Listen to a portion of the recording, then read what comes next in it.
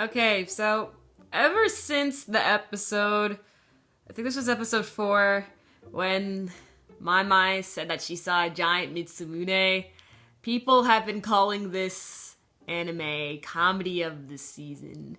And I was just like, what? And funny thing is that earlier this week, Crunchyroll posted an article on, on their news selection stuff saying how, like, Mayoiga was voted as the #1 comedy of the season by Japanese fans. And I scratched my head. I was just like, what? Why? I don't understand. I am now on that train there, okay? I am on the train of Mayoiga being the comedy of the season. Oh my goodness. Well, this was supposed to be the climax of the anime. Why? We're halfway through. Normally when it comes to mystery anime, when it comes to the halfway point, we get a big reveal, and then everything else is supposed to go down from here on out. Always happens, no matter what. Well, if this is what they call a climax, I am not exactly hyped for this anime anymore. Mayoiga episode 6 has now fully showed us what this anime is. It's certainly not a horror. I don't believe that many characters are gonna die at this point. Why? Because you know how last week I said that they're tripping on acid? No, everyone's on laughing gas. Everyone is on laughing gas right now because the things they were seeing. I laughed so much. First I laughed with the bee. The giant bee just chasing her because I knew it wasn't real. And it was so obvious too, but no, they just kept on running like little idiots. And and then we see this like sluggish like monster come out for the survivalist guy. And then when we find out what it really is, this was so dumb. This was so dumb. Normally when I talk negatively about an anime episode, a lot of people disagree with me and stuff like that. Like Big Order. You know when I did my Big Order rant and stuff, I got like a ton of dislikes and hate comments. Now everyone agrees with me and I'm just like, I called it. But anyway, this I think is something a majority of us can agree with. Because I've been reading a bunch of tweets as well. Comedy of the season. Swagmoto, I am sorry. Gomen nasai, Swagmoto, but this episode has got you beat. Gosh. It was an opie implant. A giant opie implant was chasing a survivalist guy. The funny thing is that they tried to get back into serious mode and act like none of that giant stuff ever happened. At the end of the episode, they went back to as if it was a normal mystery anime, and I'm like, no. Don't fool yourself. Don't pretend to be something that you are not. You have fully established what you are going to be with this episode, and doing that, showing that like, oh, Masaki's probably a ghost, like, it's too late. It's too late. Nope. You're done. I'm not dropping Mayoiga.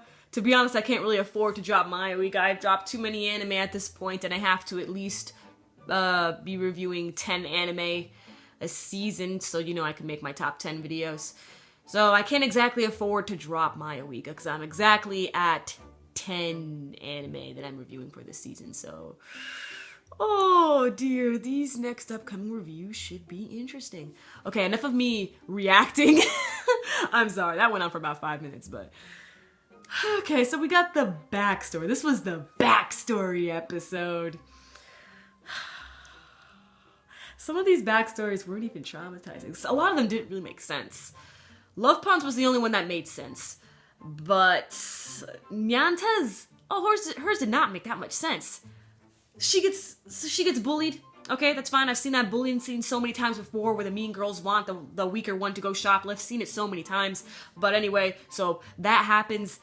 Then Nyanta walks past a gun shop, goes in and buys a gun, and aims it at her bullies. It's a BB gun, of course, but still, I thought that was a rather odd transition. I know it probably would have made more sense if she went to the gun shop if we saw something truly messed up within her mind. Because I know this definitely happens to people in real life, and when they get like so bullied that they go out, maybe find their father's old gun or something like that. You know those situations, but I don't want to make this too dark here. But those situations that you see on the news make more sense because it affected them way more heavily than with Nyanta. So with Nyanta, I kind of thought it was a bit insulting and also a joke. And then the bullies end up catching her, somehow set up this bee trap. I mean, I'm pretty sure the beehive was already there, but oh my gosh. I can tell you this for sure. That would never happen. There is no way. That is so unrealistic. Those bully girls wouldn't come near that beehive. There is no way they would have tied the girl up right under the beehive. Oh man, that was just... There's no way. What the heck, man? At least be a little bit believable. I know it's an anime. I know we're seeing a bunch of giant weird stuff. But at least make the characters' interactions and mannerisms be realistic. Okay. Mikage. Oh, you disappointed me. I loved you last week. This week, another joke. Just another joke. This guy, he was traumatized by his little old toy that didn't come to the Japan Toy Expo on the right day. Everyone believed in him. But no, this small little crowd, they end up laughing at him in the end, and what?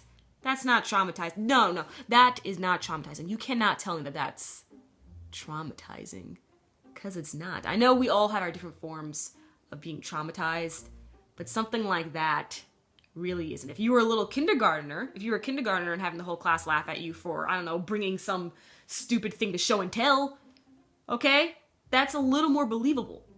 This, no, that's not traumatizing. The next thing, survivalist. Let's skip survivalist. His thing, I'm overusing this word. It was a joke.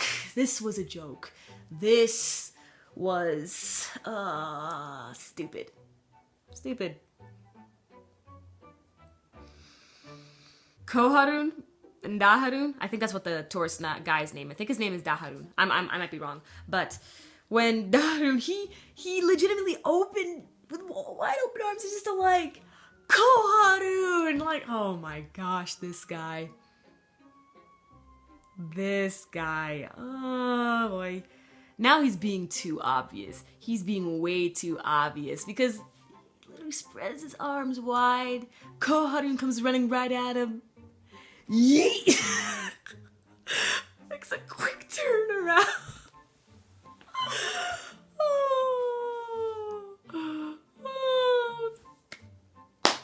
I'm done. I'm done. Forget this. I like I said, I told you I cannot afford to drop Mayoiga, so you know what? Let's look forward to more laughs next week, okay? Okay. Catch you tomorrow as I review Kiss Niver. I'm your female otaku. Sayonara.